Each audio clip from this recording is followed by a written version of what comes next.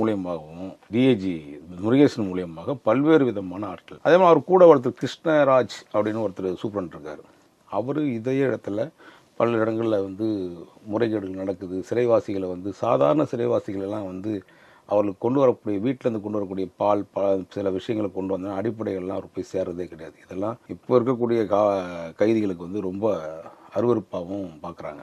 ஏன்னா ஒருத்தர் என்கிட்ட நேற்று சொன்னார், சிறைவாசியில் இருந்து வெளியே வந்தவர், இஸ்லாமிய தீவிரவாதிகள்லாம் பார்த்தீங்கன்னா கிட்டத்தட்ட ஒரு நாளைக்கு வந்து 30 கிலோ 40 கிலோ மட்டன் உள்ளே போகுது, டெய்லி வந்து உங்களுக்கு ஃபிஷ்ஷு போகுது. காரணம் டிஐஜி முருகேசன் அவர்களுக்கு வந்து அதான் என்னுடைய வருமானம் என்னன்னு கேட்டேன். அவருக்கு என்ன வருமானம் வரும், 3000 பேர் இருக்காங்கன்னா எவ்வளோ பேருமே பணம் கொடுப்பாங்களா அப்படின்னு நான் கேட்டேன். இல்லைங்க ஐயா, இந்த மாதிரி வந்து முருகேசன் அவர்களை பொறுத்தவரையும் ஒரு நாளைக்கு குறைஞ்சபட்சம் 3 லட்சம் ரூபா அவருடைய வருமானம். அந்த கிருஷ்ணராஜன்றவருக்கு 1,50,000 ரூபாய் கிட்டத்தட்ட அவர் நெருங்கிடுவார். அப்புறம் சில இதில் விஷயங்கள் மொத்தமே எங்கள் காவலர்கள் ரொம்ப கம்மி தான் அதிகாரி.